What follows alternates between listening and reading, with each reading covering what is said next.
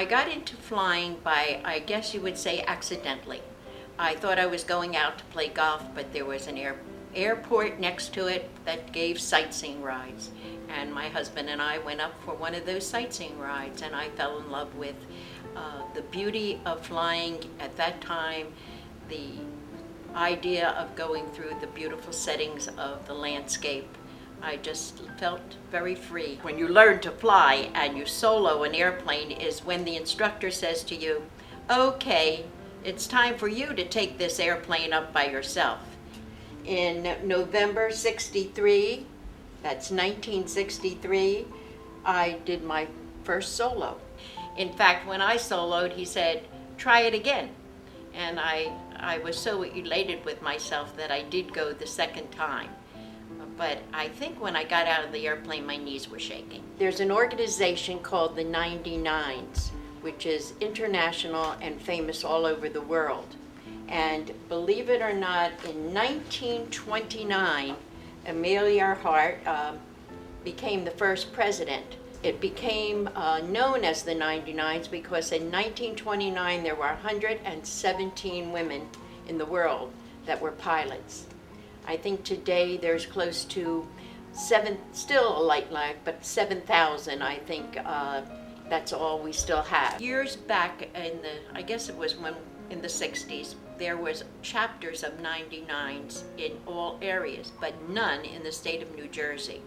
So my friend Gay, who was my instructor and also my friend and also my racing partner, she and I started the Garden State chapter of 99s. We flew at every airport in the state of New Jersey, and that was there, the small airports. I'm talking about the ones that had private pilots mainly in it, and might have women, and we sent out posters. We would fly in with the little windmills, you know, the things that the children play with, and we would come with cute hats and come out to support this. And we had a nice showing the first time, and the Garden State chapter was the first one in New Jersey. I think now they have about 4 or 5 chapters in the state of New Jersey. So again, I guess I was kind of a first. It's called the Amelia Earhart Award. It's Amelia Earhart's picture is right there. This medal is given for achievements in the field of the women's, through the 99s, through women, different projects we do for flying skills. I think it is not so much for skills as for promotion.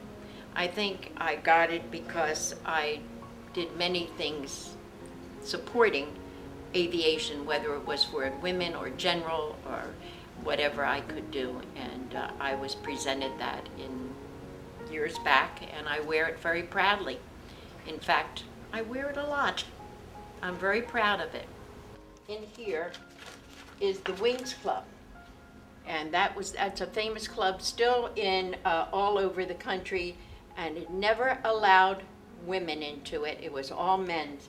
And somewheres around 1976, that's the luncheon that I went to when 10 women were invited to join, and I got to say I was one of those 10 women. This book has all fabulous pictures and backgrounds and the history of air racing, of achievements by women that flew in the early days. And in it, I'm lucky to say that I'm one of them. I flew, I would say, really to go from A to B, to enjoy, to come from one place to another, meet friends. I flew for the pleasure of it. But that pleasure also became a career, and I worked with the education system. And I hope I had given a little bit of the progress, the wonderful accomplishments that are done by the women today who are flying. I put that as the past, as something that was very exciting, very accomplished, and something I am very proud that I have done.